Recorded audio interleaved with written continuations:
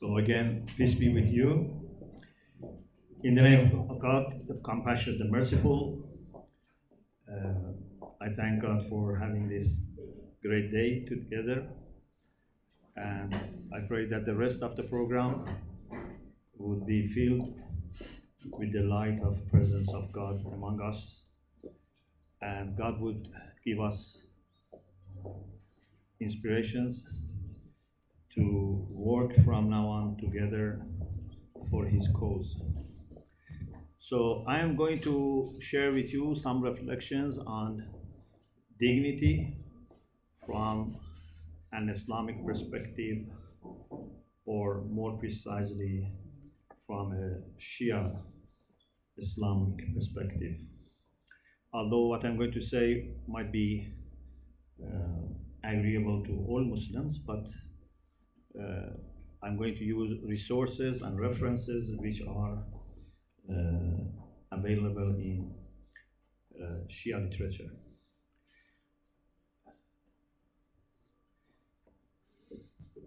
In 2000-2001, I was completing a textbook on Shia Islam. I was asked by Islamic College in London to compile for them a textbook on Shia Islam. I had already had 2 courses on Shiite studies. Of course, this is something that can give a kind of overall explanation of Shia Islam. So when I was compiling this book, I tried to think what someone who wants to know about another religion or denomination would need to know. What are their questions? I tried to anticipate those questions. And I talked about the origins of Shia Islam. I talked about the sources, about early history, about practices, about holy cities, about population. But then I was thinking that maybe people want to know what is the spirit of Shia Islam, because maybe every religion, maybe every religious order, every denomination has some kind of a spirit.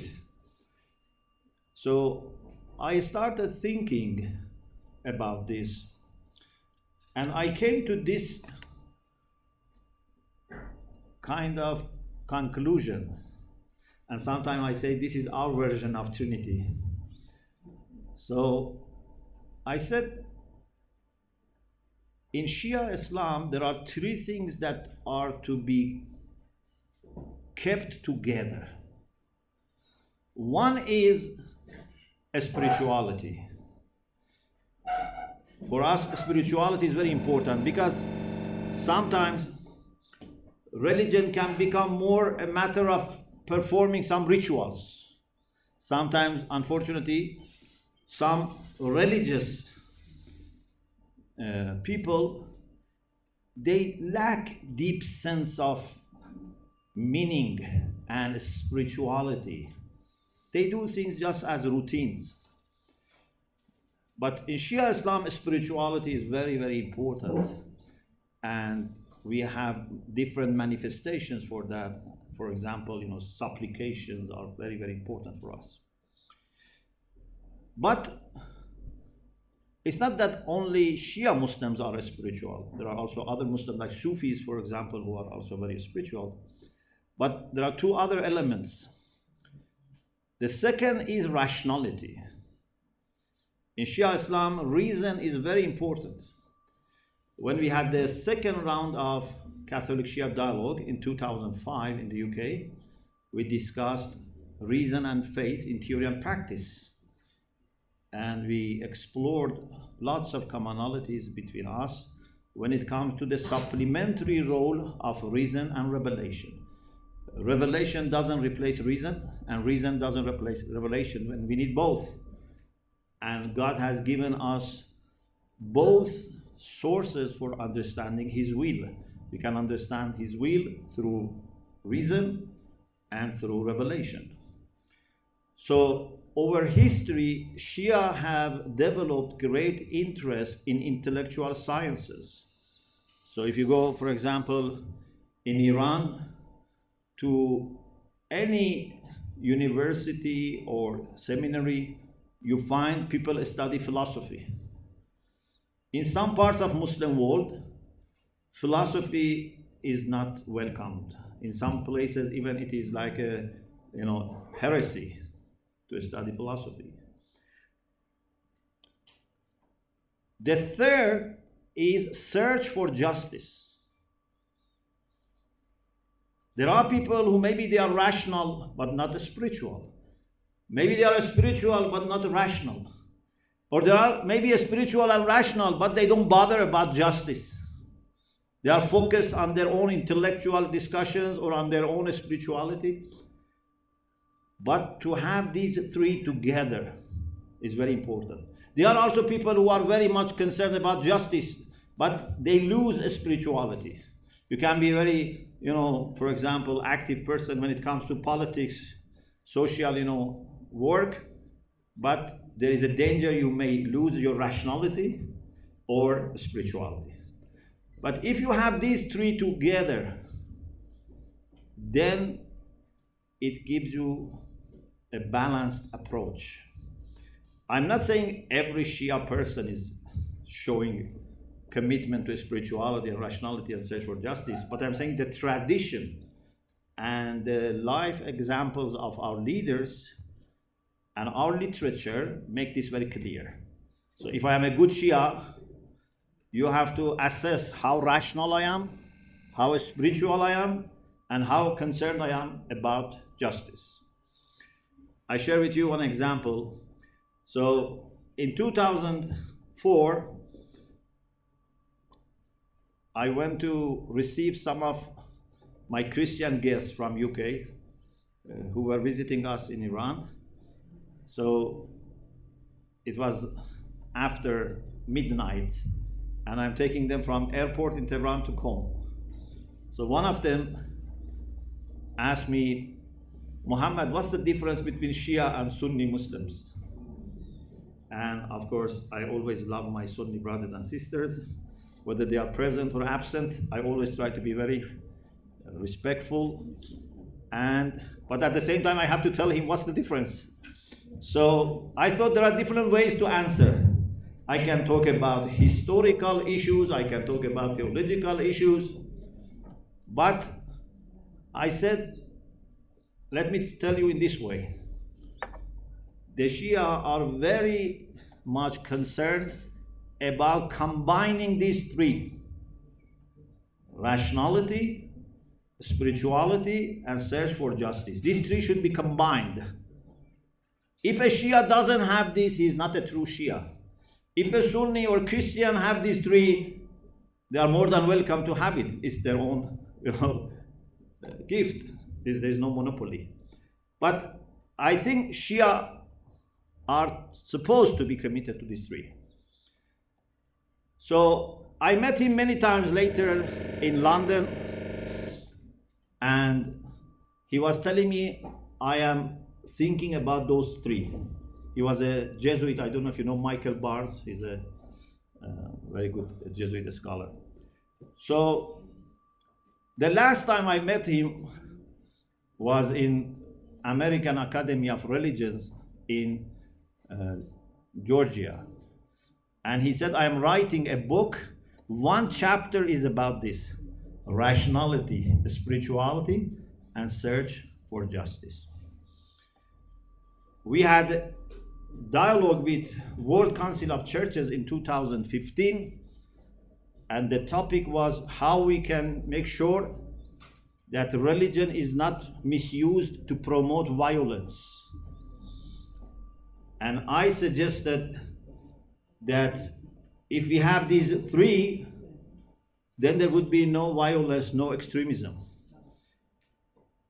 And then all participants, Muslims and Christians, in the final statement put that all religious communities should try to have these three.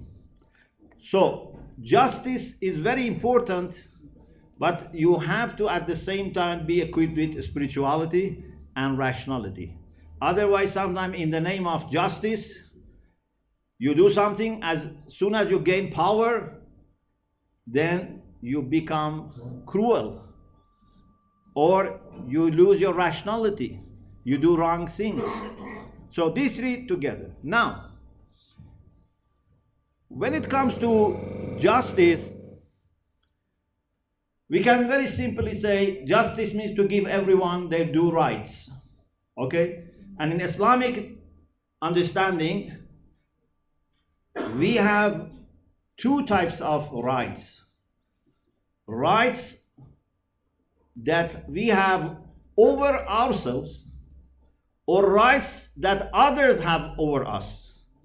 Okay? So each person has some rights over me. My neighbor, my relatives, even a stranger has some rights over me. Even objects can have rights over me. So for example, environment, these trees, rivers, air, they all have rights over me. And I can be unjust to them. So it's not just with respect to human beings who can demand their rights. Because we believe that the first person to demand rights is God. And God would ask me what I did to this insect or to that piece of land, as well as he would ask me about people. So, this is one part of rights, and this includes also the rights that God has over us, but also we have rights over ourselves. For example, I cannot waste my talents. I cannot waste my time. I cannot harm my health. I cannot physically harm my, for example, eyes. I cannot spiritually harm my eyes. My eyes are going to ask me what I have done with them, and God is going to ask me what I have done with my eyes. So justice is very comprehensive. But among the rights that people have, one of the most fundamental rights that I think is common between us Muslims and Christians is right for life. Because we believe life is sacred and no one can harm or take away life of another person or even himself or herself without God's authorization. So the one who gives the life can take away the life, no one else. Indeed, we believe even lives of animals are sacred. And many jurists, they say that you cannot kill animals for leisure. You can kill them either to protect yourself if they are dangerous or to use as food. But we don't have this concept of leisure hunting. I cannot kill an animal just for enjoying myself. Many jurists say this. But for sure, when it comes to life of human beings, there is utmost regard for life of human beings. To the extent that God says, we have instructed children of Israel that whoever kills one person unjustifiably, and the Quran explains, بِغَيْرَ نَفْسٍ أَوْ فَسَادٍ فِي الْأَرْضِ, without that person killing someone or doing mischief on the earth, is like killing all people. Can you imagine? Killing one person is like killing all human beings. And the reason is as follows. You can argue in different ways, but one explanation is this. If someone kills another person, even one person, even one child, even a newborn baby, or even an embryo which is not yet born but has the soul, killing one human being without that person being a mischief maker or a murderer shows lack of respect for human life. So if I don't have respect for human life in this person, it means I don't have respect for human life in all of you. So you are my potential victims. So we shouldn't say this person has killed only one person. If one person is killed, means all human beings are killed.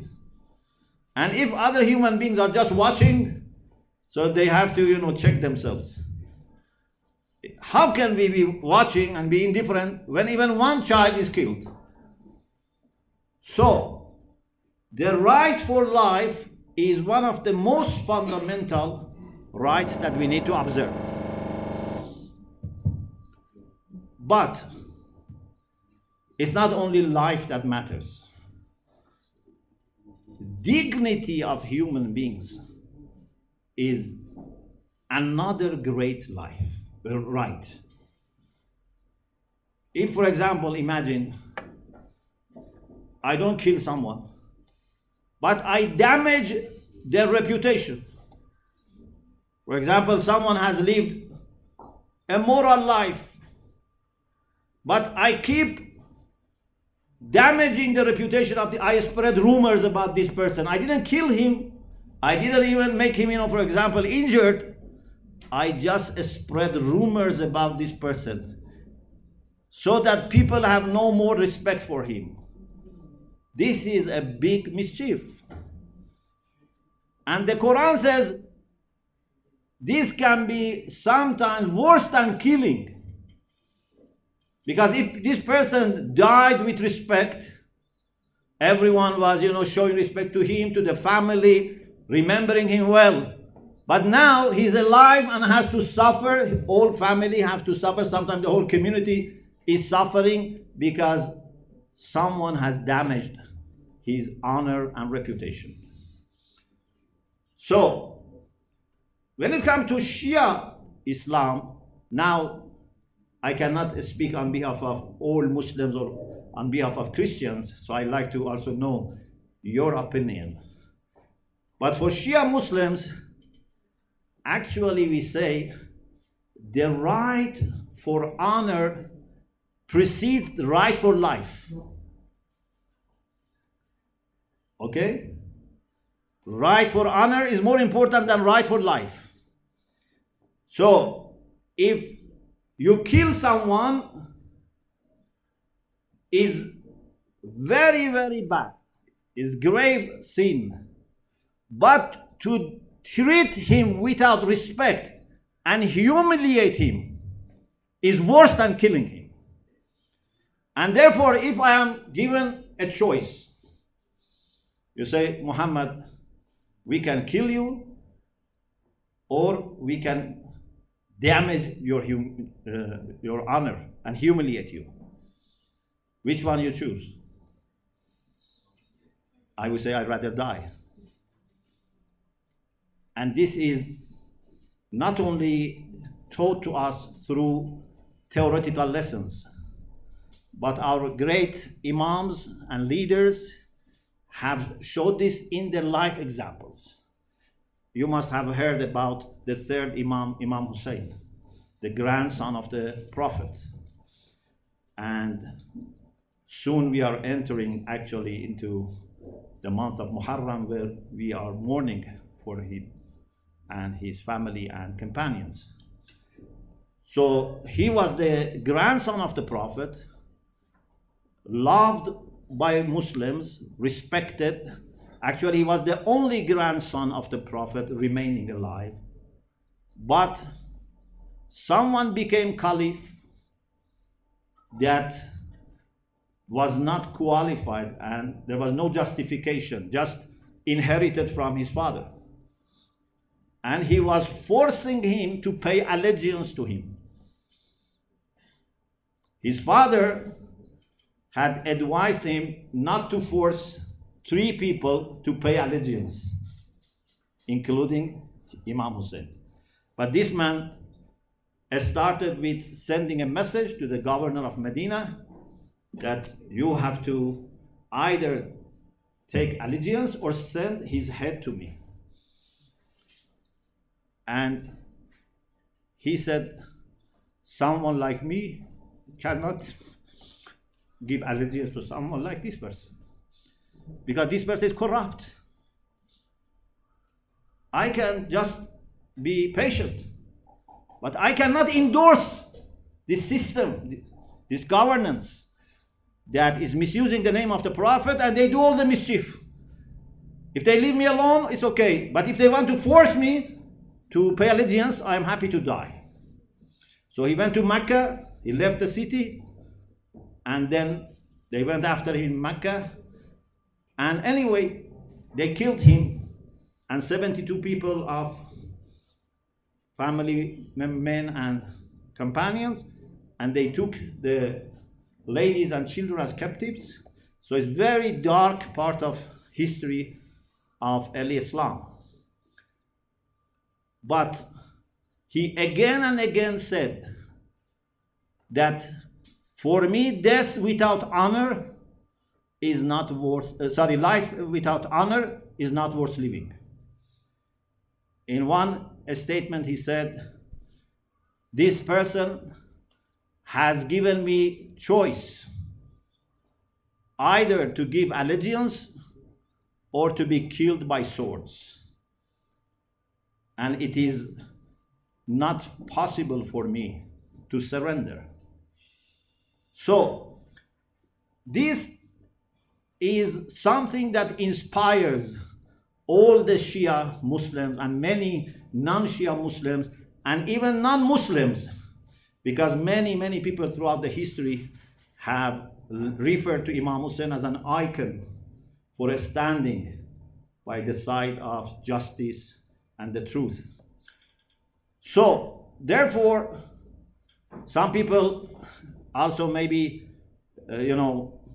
wonder why, for example, Iranian people now are, so stubborn, why they don't, listen, for example, to what is, demanded from them. I don't want to go into politics, but it's a matter of honor and dignity.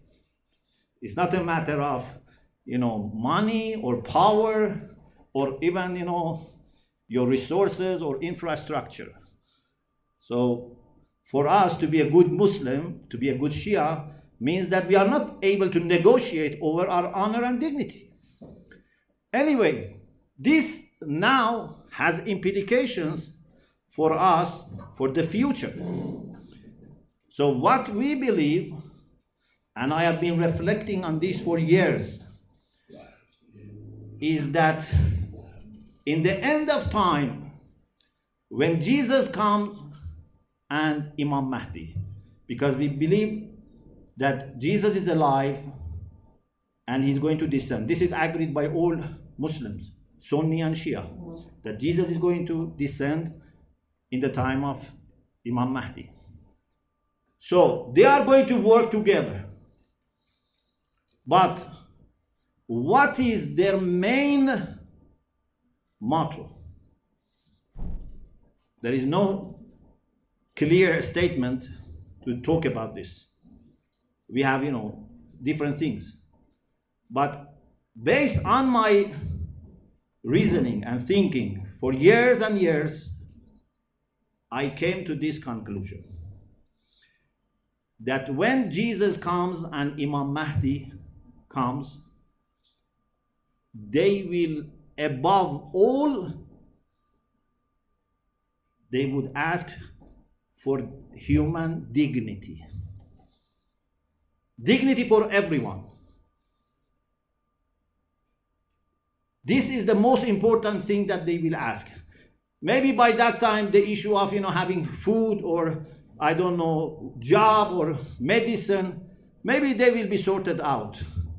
But unfortunately, what would not be sorted out unless Jesus and Imam Mahdi come is human beings live with dignity. We may overcome, some problems. Maybe even financial problems will be somehow dealt with. Maybe people would have housing. I don't know. I'm saying maybe. Maybe by advancement of technology, etc., some of these issues will be sorted out.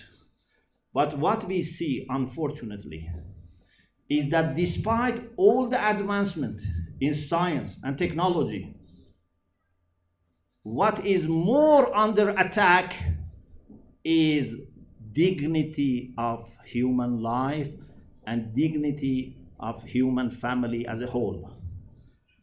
Just they use different names to deceive us. One day they attack Africans, one day they attack, I don't know, Middle Eastern people, one day maybe they attack people in other parts of the world. But the issue is humanity.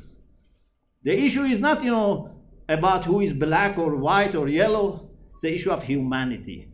Because denying one human being from the rights that God has given them, especially the honor that God has given to all children of Adam, is a big crime against humanity. So, what we need to really do together, Muslims and Christians, is to safeguard human dignity without any borders, without any limits, without any discrimination. A human child has the right to live with peace with their parents in any part of the world, regardless what is their religion, what is the political system or government in that country. Every human child must enjoy their childhood. They should live with peace and dignity. They should not live under bombs and drones. They should not be deprived of living with their parents and siblings and other kids in the neighborhood. We should not allow anything. It can be religion, it can be, anything that can be used to justify depriving people of their dignity. We watched, unfortunately, in the history, that how some human beings enslaved other human beings. We cannot maybe believe today how sometimes people of the same tribes, they sold their brothers and sisters to slave traders. How people took these slaves. We were in Senegal in December, and we went to these houses that they kept slaves till the ships took them to America, the continent. It's unbelievable the way they treated these people in these small rooms that they could not even sit for a few weeks. What caused that problem? People were not awake and conscious what is happening to part of humanity. They thought it's not done to us, so it's okay. Or we at least condemn, verbally. We should not allow another kind of slavery happens. That human life being so easily traded. Few people sit together and decide what should happen to this nation or that nation. Which government, which party should come to power, which should go. So, this is what we as Muslims and Christians have to do, to safeguard human dignity and to work together to demand from any person who has influence or power to respect human dignity. And we would not be satisfied unless every human being is treated with dignity. There can be refugees. There can be any kinds of people. Always our behavior towards people should be marked by dignity, by seeing value in those people as those who are creatures of God or made in as image of God, etc. So, I hope God the Almighty allows us to choose the priorities, because you can work for thousands of things, but we need to find out what is the most important thing that we have to work together. and we have to offer our joint testimony. In my understanding, and I'm happy to discuss this, in a very detailed way. In my understanding, our priority is to work for human dignity together, without any exception. And I think, as Father Cyprian mentioned, another threat to human dignity or to magnificent humanity is AI. This can be something helpful if we know how to use it, and if it is regulated by right people, by spiritual people, God-conscious people, but people who want good for all human beings. But if it is driven by people who are thirsty for money and power, it can be very, very dangerous. And if we sit and don't do anything, then something worse than slavery can happen, because this time, instead of being a slave for other human beings, we'll be a slave for robots. So we have to be working together, and I am very happy that the Pope has taken this initiative to issue this. And this is one area that I've been very concerned for the last several years, and I think we have to work together. But all under the theme of how to preserve this magnificent humanity. This humanity that under God is invaluable. And of course, if it is separated from God, it loses its main value.